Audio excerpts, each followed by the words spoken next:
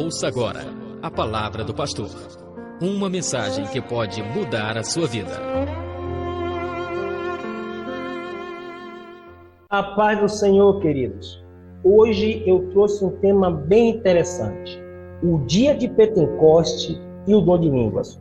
Vou tentar abordar esse tema da maneira mais rápida possível para que a gente tenha a compreensão sobre esse assunto que é tão presente nos dias atuais.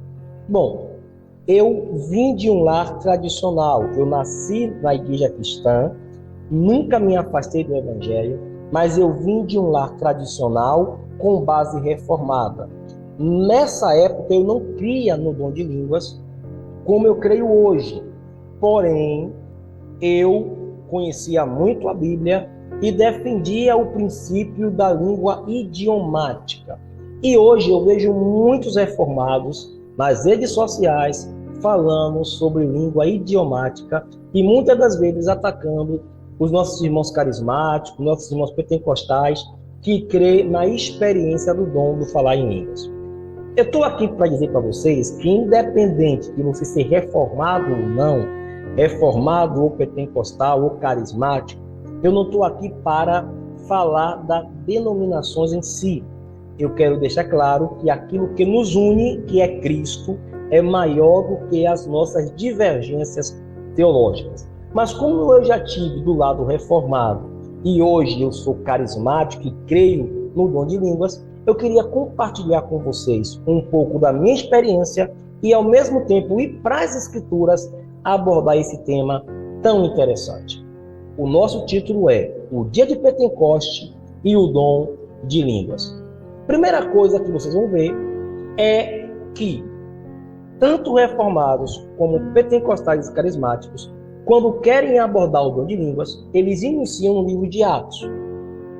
O primeiro texto em Atos que fala sobre isso é o texto clássico de Atos 2, 13 e 4, que diz: E foram vistas por eles línguas repartidas como que de fogo, as quais pousaram sobre cada um deles, e todos foram cheios do Espírito Santo e começaram a falar em outras línguas, conforme o Espírito Santo concedia que falasse. Aqui deixo claro que, independente de você acreditar em uma língua idiomática ou outro tipo de língua, essa língua de Atos 2 não é uma língua que passa pelo intelecto do homem, mas é uma língua que flui pela capacitação do Espírito Santo. Outra verdade aqui interessante é que a palavra normalmente usada em Atos 2 é glossa, que vem de glossolalia. No grego, glossa significa idioma, língua, ouvir falar. Quando você vai para o latim, glossa vai significar apenas idioma. E é aqui que os reformados sustentam a sua tese de que o dom de línguas de Atos 2 é um dom idiomático. E não só de Atos 2, mas como todas as vezes que o dom de línguas aparece na Bíblia, seria um dom idiomático, ou seja, eles falaram em idioma de outros povos com o propósito de alcançar o Evangelho. Mas é isso que a Bíblia vai nos dizer? É sobre isso que eu quero refletir na visão de um carismático. Vamos lá. Outra palavra que é também muito comum é glossolalia. A palavra glossolalia é derivada da frase grega glossais, que literalmente significa falar em línguas. Na teologia cristã, geralmente se refere aos sons da fala. Aqui nasce uma teoria. Alguns cristãos acreditam que o dom de línguas, o segredo não é o idioma, mas é o som da fala. Ou seja, o som que sai da boca de quem está falando em línguas seria então glossolalia, e não em si um idioma estrangeiro, como defendem os reformados. Mas a palavra glossolalia também tranquilamente pode indicar o som do inglês, o som do português, o som do francês. Isso é também interpretativo. Mas vamos nos aprofundar mais no que as Escrituras dizem, tá, gente? Outro termo, e esse sim, usado para identificar idioma de um outro povo, é xenoglossia ou xenolália, que significa falar em língua estrangeira. Qual é o detalhe? O detalhe aqui é que não é como se você fosse para um curso de inglês ou um curso de francês aprender a falar outro idioma, não. O detalhe é que nesse contexto aqui escriturístico é uma capacitação dada pelo Espírito Santo. O Espírito Santo capacita a gente a falar em outras línguas. E, nesse caso, línguas de um outro povo. Nesse contexto, começa a nascer as teorias sobre o dom de línguas. Ou seja, não existe só a opinião dos reformados sobre esse assunto. Existem aí algumas teorias. A primeira já citei, que foi a questão idiomática, que eu vou falar novamente rapidamente aqui, e a questão dos sons. Mas ainda tem uma outra teoria que eu quero que você conheça, tá? E no final eu vou explicar para você a minha opinião e a minha experiência rapidamente com o dom de línguas, tá certo? Vamos lá. Primeira teoria, nós já falamos aqui, é a teoria da língua idiomática. É quando você fala aí em outro idioma. Você vê aí o nome de Jesus em vários idiomas. Jesus, Jesus, Jesus, né? Jesus, e por aí vai, né? Yeshua. Então, nós temos o nome de Jesus em vários idiomas. No hebraico, né? Yahoshua. Todos esses idiomas apontam para Jesus, né? Mas não é desse idioma que as outras teorias se referem. Porém, na teoria mais clássica, vindo dos reformados, dos tradicionais, que um dia eu defendi, eles vão dizer o seguinte: a língua era idiomática por causa de missões, ou seja, falavam outros idiomas para alcançar outros povos. E eles se baseiam em Atos 2, você vai ler o capítulo todo, que diz o seguinte: todos ficaram cheios do Espírito Santo e começaram a falar outras línguas conforme o Espírito capacitava. Havia em Jerusalém judeus devotos a Deus, vindo de todas as nações do mundo. Ouvindo-se o som, ajuntou-se uma multidão que ficou perplexa, pois cada um os ouvia falar em sua própria língua. Atônitos e maravilhados, eles perguntavam: acaso não são galileus todos estes homens que estão falando? Então, como os ouvimos cada um de nós falar em nossa própria língua materna? Perceba que, numa leitura simples, a ideia aqui parece ser um idioma.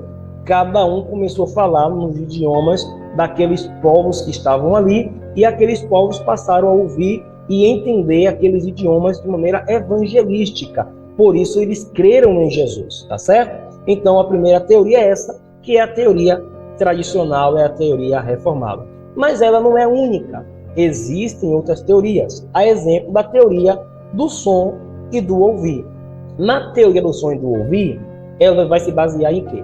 Olha o texto. Nem todos entenderam em seu próprio idioma e julgaram estar embriagados aqueles que falavam em línguas. Logo, o milagre idiomático estaria no ouvir. Veja a seguinte ordem dos detalhes do texto. Aqui está se referindo àquela passagem do texto que diz que enquanto uns se maravilhavam, outros gritavam de lá: ah, que nada, não são esses homens bêbados? Como podem estar embriagados esses homens na casa do Senhor? Eles começam a chamar aqueles homens de bêbados. Ou seja, eles não compreendiam o que estava sendo dito por aqueles homens e começaram a chamar de bêbados. Em tese, é isso que muitos interpretam, e aí começa a seguinte ordem. A primeira ordem é: primeiro, as pessoas ouviram um som. O texto que lemos anteriormente diz que eles ouviram um som e ajuntou-se uma multidão. Então, o som não significa que seria um idioma comum, mas poderia ter sido. Nós não estávamos lá, não temos como bater o martelo. O fato é que todos começaram a falar línguas no mesmo tempo. Ainda que seja idiomas comuns, se você pega inglês, francês, alemão, hebraico, grego, 120 pessoas falando ao mesmo tempo, cada um em um idioma diferente, você vai ter uma barulheira que vai ficar impossível quem está de fora entender o que está sendo dito, porque se misturou vários idiomas. E o texto diz isso, que cada um começou a falar em uma outra língua conforme o Espírito Santo concedia. Então, se for idioma, foram vários idiomas ao mesmo tempo. Uns entenderam, os outros não. Mas eles foram aprendidos primeiramente pelo ouvir.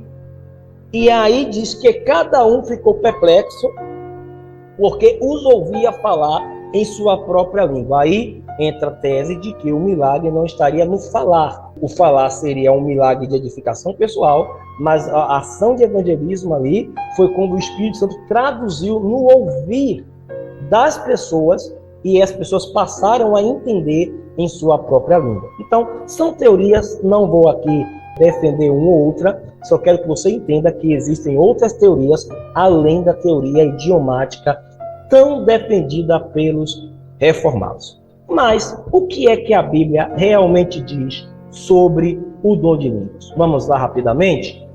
Primeiro, que tipo de línguas a Bíblia nos apresenta? Primeiro, clássico, 1 Coríntios 13:1, diz o seguinte: ainda que eu falasse a língua dos anjos e dos homens, se não tiver amor, serei como um sino que ressoa ou como um prato que retina. Então perceba aí que eu tenho aqui dois tipos de línguas, anjos e homens. Nas línguas dos homens existem milhares de idiomas e também existe a língua dos anjos. A pergunta é, qual é a língua dos anjos? Lembrando que existe também uma língua primária. E qual é a língua primária? É a língua que os homens falavam do Éden até a Torre de Babel. A Bíblia diz que os homens falavam um só idioma. Essa língua é a língua primária da raça humana. Em Babel, Deus deu a variedade idiomática, porque para que a torre não fosse terminada, Deus confundiu as línguas e gerou vários idiomas. A pergunta que eu faço aos eruditos é: que língua primária os homens falavam? Qual é a língua anterior a Babel? Alguns judeus mais radicais, mais ortodoxos, vai dizer que a língua primária é o hebraico ou o aramaico. Mas será? Qual é o fundamento que nós temos? O hebraico e o aramaico não seria construído também depois de Babel? Então nós não temos como afirmar categoricamente por uma simples razão. Nós não estávamos lá para definir. Mas é fato que eu tenho aí língua de anjos, língua de homens. E na língua de homens eu tenho uma língua primária que nós não podemos afirmar que língua primária é essa, e as outras línguas criadas a partir da Torre de Babel. Mas além dessas línguas, nós temos também uma outra língua incompreensível que os movimentos pentecostais principalmente chamam de línguas de mistério. Isso está escrito lá em 1 Coríntios, que diz: pois quem fala em uma língua não fala aos homens, mas a Deus. De fato, ninguém o entende. Em espírito, fala mistérios. Então está se falando claramente aqui de uma língua que homens não entendem. E somente Deus o entende. E é algo tão interessante que nesse mesmo texto, no mesmo capítulo, diz que aquele que ora em língua, ele ora bem, mas a sua mente fica infrutífera. Ou seja, é uma língua que o seu espírito ora bem, mas a sua mente não compreende. Mas apesar da sua mente não compreender, aquele que ora em língua edifica a si mesmo. É isso que está claramente escrito no livro de 1 Coríntios 14, tá? E aí nós temos também a compreensão de para que serve o dom de língua. Deixo claro aqui que apesar de que no dom de línguas, na continuidade do dom de línguas, nem tudo que todo mundo fala por aí é o dom de línguas legítimo. Nem tudo que acontece nos movimentos que a gente vê por aí é autêntico. Cuidado, porque muitos falsos profetas surgem profetizando, falando em línguas estranhas, dizendo assim diz o Senhor, coisas que o Senhor nunca falou. Mas independente dos falsos profetas e das falsas línguas, que é uma outra temática, o dom de línguas é autêntico, é bíblico e ele tem uma função primária. E qual é a função primária? O texto diz que aquele que ora em língua edifica a si mesmo. A edificação primária do dom de línguas é edificação de quem está falando a menos que seja acompanhado com o dom de interpretação, que é usado para edificação de quem fala. Mas quando é usado no culto público, acompanhado com o dom de interpretação, então ele serve para edificação da igreja.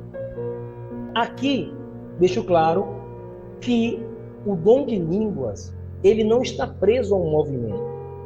E aqui eu já começo a desconstruir algumas afirmações de alguns queridos reformados. Por quê? Porque normalmente quem ataca o dom de línguas quer atacar o movimento pentecostal. Mas o dom de línguas, ele está além do movimento pentecostal clássico. Ele está além da Rua Azusa. Nós temos relatos em toda a história, principalmente das histórias próximas à Reforma, de movimentos que reconheceram o dom de línguas. Eu vou citar aqui apenas algumas coisas aqui rápidas, alguns desses movimentos. Primeiro relato mais conhecido é de Pedro Valdo, rico comerciante francês, que reúne os fiéis dispostos a lutar a favor dele contra o luxo e a opulência do clero de Roma. Nasce assim o movimento dos valdenses, caracterizados pelo desejo de um evangelismo puro e que, segundo os registros, falavam línguas desconhecidas. Então, os valdenses, que é tão defendido pelos reformadores, pelos teólogos, pelos grandes eruditos, eles têm registro na história de que eles falavam línguas desconhecidas. Não só os valdenses, gente. Nós temos também um outro grupo, da onde origina-se, segundo uma teoria, os batistas. Os anabatistas, também parte dele, há registro na história de que falavam línguas desde lá da Idade Média. Não que todos falassem, eles divergiam, uns falavam e outros não, mas os anabatistas têm relato da experiência do dom de línguas. Zwinglio reconhece essa manifestação idiomática, glossolálica, e interpretou como um dom dado para o crente como um sinal para os não crentes. No movimento pietista, nascido na Alemanha, também existem registros de língua estranha.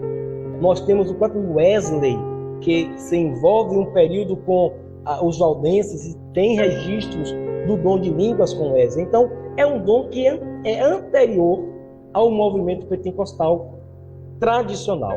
Então, é um dom real, um dom presente na história da igreja, mesmo anterior ao movimento pentecostal clássico, tá certo? Com isso, deixo claro também que o dom de línguas, ele não tem outro objetivo a não ser glorificar a Deus, edificar quem fala e edificar a igreja quando há interpretação. Por que eu coloco isso? Porque, infelizmente, muitos irmãos que creem no dom de línguas estão usando o dom de línguas de maneira errada. Pense nisso. Naqueles dias, muitos vão dizer: Senhor, Senhor, em teu nome falamos línguas, profetizamos, e ele vai dizer: eu nunca vos conheci. Então, o dom de línguas é real? É. Mas daí temos que tomar muito cuidado com o que muita gente está fazendo por aí, dizendo: assim diz o Senhor, coisas que o Senhor nunca falou. Então, aqui deixo claro que há registro do dom de línguas, mesmo fora do conceito pentecostal. Idiomas no mundo. Vamos compreender o seguinte. Segundo pesquisa, existem 7.139 idiomas no mundo. Isso foi feito em 2021. Para ganharmos tempos, dessas 7.000, mais da metade são idiomas mortos, que nós não sabemos pronunciar. Dialetos, línguas tribais. Então, existem milhares de idiomas do passado, do presente, que nós não conhecemos. Então, ainda que eu creia que é um dom idiomático, o dom de línguas, ainda que seja o idioma de uma outra nação, eu não tenho como prejulgar se o que alguém está falando não é idiomático ou não. Simplesmente porque não é inglês, francês, alemão ou uma língua conhecida. Deus pode despertar o dom de idioma de uma língua que já não está mais entre nós e alguém falar para edificar a si mesmo. Como limitar a ação de Deus em relação ao dom de línguas? Então, fica o meu questionamento, tá? Aqui também tem outra questão interessante. O que é que a ciência diz sobre o dom de línguas? Vamos lá. Um pastor pentecostal chamado Jerry, ele foi convidado para passar por uma experiência em uma universidade.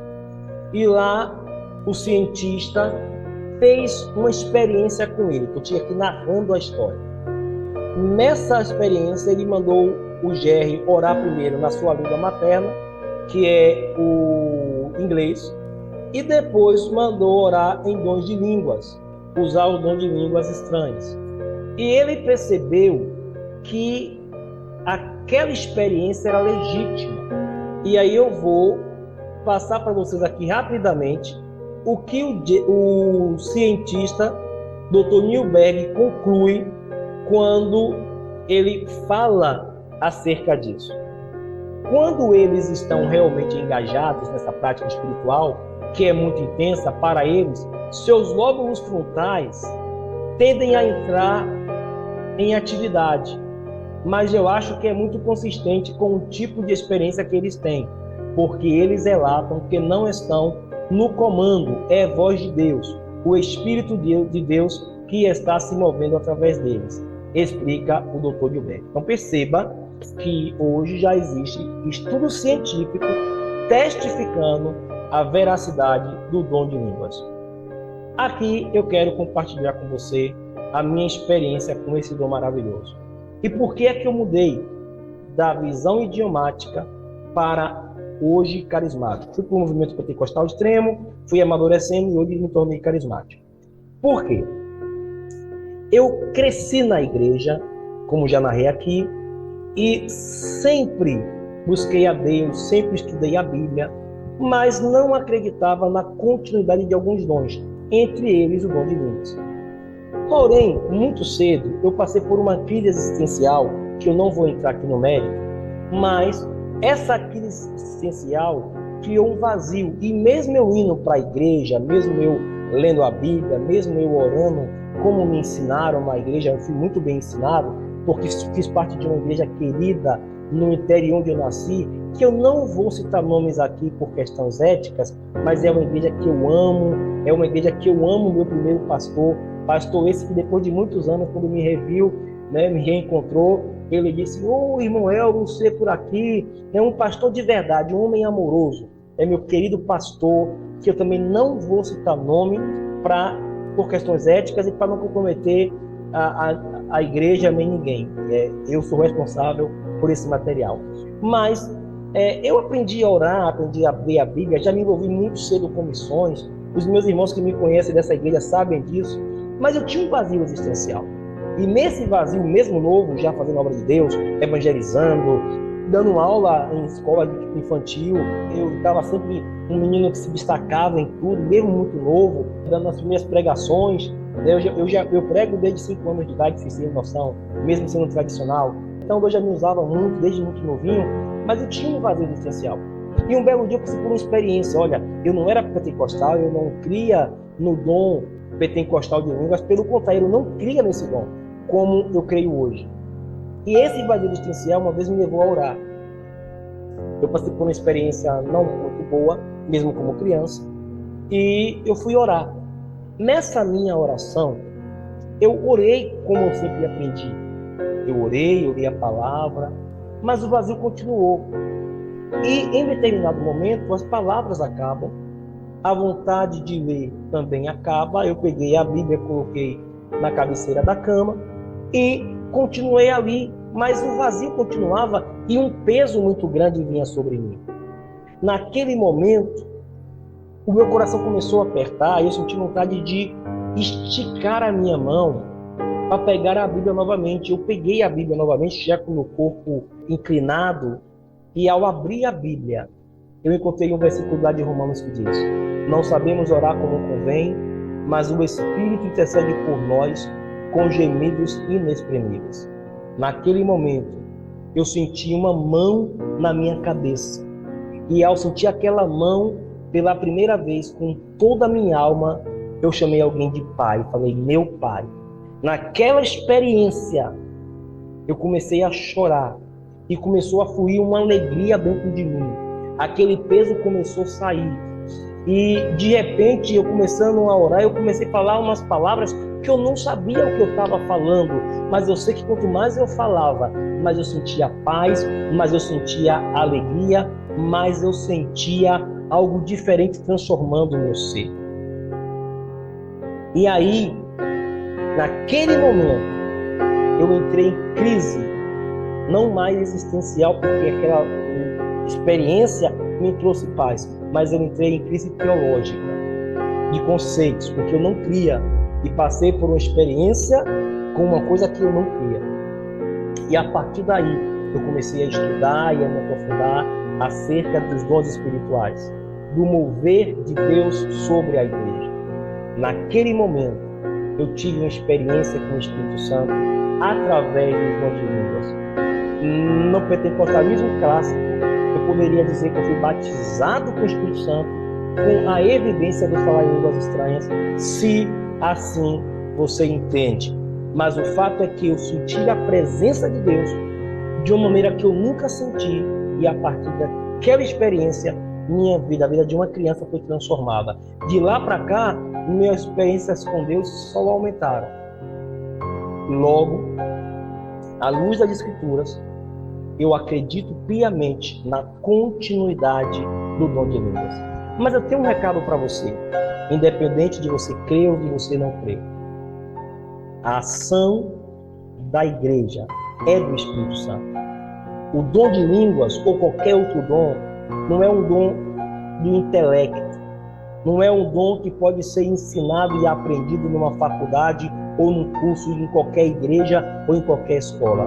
O dom de línguas ou qualquer outro dom é dado gratuitamente pelo Espírito Santo a todos aqueles que creem. Por isso Paulo disse, procurai com zelo os melhores dons. De lá para cá tenho tido várias experiências e todas elas respaldadas nas Escrituras, porque é verdade que a experiência não pode nos levar a interpretar a Bíblia. Porém, a Bíblia nos leva a ter experiências profundas com Deus.